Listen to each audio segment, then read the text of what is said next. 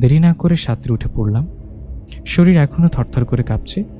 নিশ্চিত নিউমোনিয়া হবে, তাও আল্লাহর দরবারে শুকরিয়া, নিশ্চিত মৃত্যুর হাত থেকে ফিরে এসেছি। জিনকন্যা হওয়ার শাস্তি এত জানা ছিল না। ছায়াটা কোথা থেকে আবার ফিরে এলো। একটা মোটা চাদরের মতো কিছু একটা গায়ে জড়িয়ে নিতে বলল। তার কথা মতো পেঁচিয়ে নিলাম। সে খুশ মেজাজে বলল, তুমি পেরেছ, আল্লাহ সহায় ছিলেন, শুকরান। সামনে জিনজগতের সদর দরজা, সেটা পের হলেই জিনজগতের দুনিয়ায় যাব তুমি। খুব সাবধানে থেকো, আমি তোমার সাথে আর যেতে পারবো না। তবে এটা মনে রেখো, সেখানে পদে পদে তোমার জন্য বিপদ অপেক্ষা করছে। আর হ্যাঁ, তুমি পোশাক পাল্টে খাদিমার সেজে নাও, যাতে কেউ তোমাকে দেখে একজন দাসী ছাড়া কিছু না ভাবে। তোমার ব্যাগে পোশাক রয়েছে, সুযোগ মতো পাল্টে নিও। এগিয়ে যাও, আমি আসি। আল্লাহ তোমার সহায় হন। জি, ফিয়ামানিল্লাহ। তাওহীদের ঘুম ভেঙে গেল। অনেকটা বেলা হয়ে গেছে। উঠে ফ্রি হ্যান্ড এক্সারসাইজ করে নিল। আজ এত বেলা হওয়ার পরও সিমরান আমাকে ডেকে দিল না। সে জানে আমাকে না ডেকে দিলে আমার ঘুম ভাঙবে না। কাল রাত্রে ঘটনার পর আমার কাছে তার এসব আশা করা বৃথা।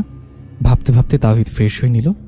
এতক্ষণ হয়ে গেল রান্নাঘর থেকে কোনো সারা শব্দ আসছে না কেন? সিমরানের কি হলো আজ? ধীর পায়ে তাওহীদ রান্নাঘরে আসলো। কোথাও তো সিমরান নেই। তাওহীদের মন অজানা আশঙ্কায় কেঁপে উঠল। পাগলের মতো পুরো বাড়ি সিমরানকে খুঁজল, কোথাও সিমরান নেই।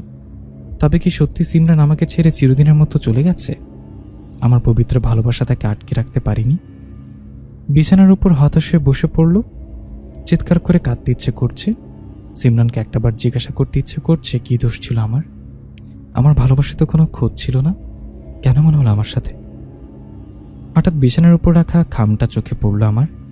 এটা নিশ্চয়ই সিমরানই রেখে গেছে। খামটা ছিঁড়ে সাদা ভাঁজ করা কাগজটা বের করলাম। সেখানে সিমরানের কাঁচা হাতের কিছু লেখা। প্রিয় স্বামী, আমার সালাম নিও। মনে মনে এতক্ষণ নিশ্চয় আমাকে ভীষণ অপরাধী ভেবে নিয়েছ, অনেক বেশি কষ্টও পেয়েছ। আমি সত্যি তোমাকে ছেড়ে অনেক দূরে চলে এসেছি।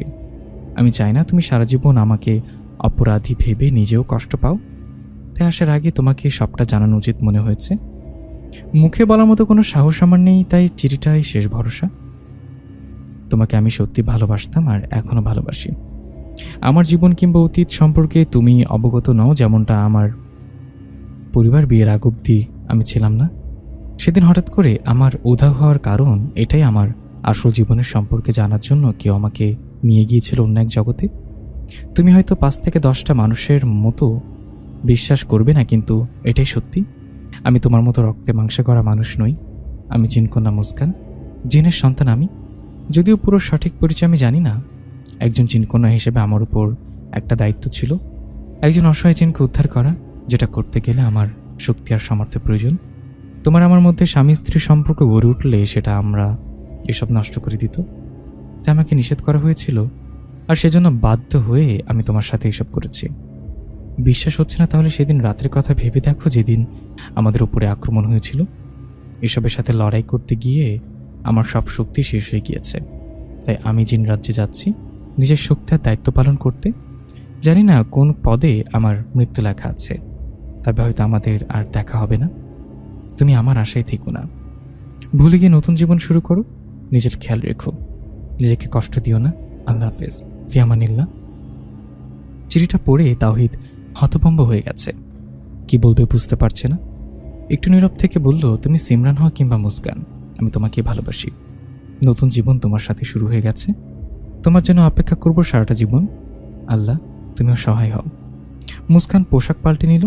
ছোট আয়নায় দেখে নিল তাকে একজন খাদিমার মতোই লাগছে। তার 2 কদম সামনে বিশাল স্বর্ণের শক্ত দরজা। দরজার উপরে আরবিতে লেখা, এই জগৎ তারই জন্য যে আগুনের তৈরি। আল্লাহ জিনকে নিশ্চয়ই আগুন দিয়ে তৈরি করেছেন। শুকর করুন তার দরবারে। সদর দরজায় কোনো পাহারা নেই দেখে অবাক হলাম। অবশ্যই এর আগে যত কঠিন ধাপ আছে তত সাধারণও কারোর পক্ষে তা অতিক্রম করা অসম্ভব। এজন্য হয়তো নিশ্চিন্তে আছে তারা। কোনো পাহারাও নেই। আয়নাটা ব্যাগে ঢোকাতে আয়নার ভীষণ জোরে আঁচড় কাটা শব্দ এলো আয়নায়। আয়নাটা আবার হাতে নিলাম। জিন্দাদুর প্রতিবিম্ব ভেসে উঠল। আমি সালাম দিলাম। উনি সালামের উত্তর নিয়ে বললেন, অভিনন্দন, এত কঠিন ধাপগুলো পার হয়ে লক্ষ্যের মুখে প্রবেশ করেছ। কিন্তু এতেই ভেবো না তোমার বিপদ শেষ।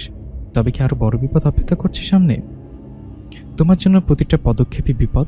যা পার করেছ তার চেয়ে বেশি ভয়ঙ্কর এই সদর দরজায় কোনো পাহারা নেই, তাই ভেবেছ খুব সহজে ঢুকতে পারবে। এটা একটা নিপুণ ফাঁদ।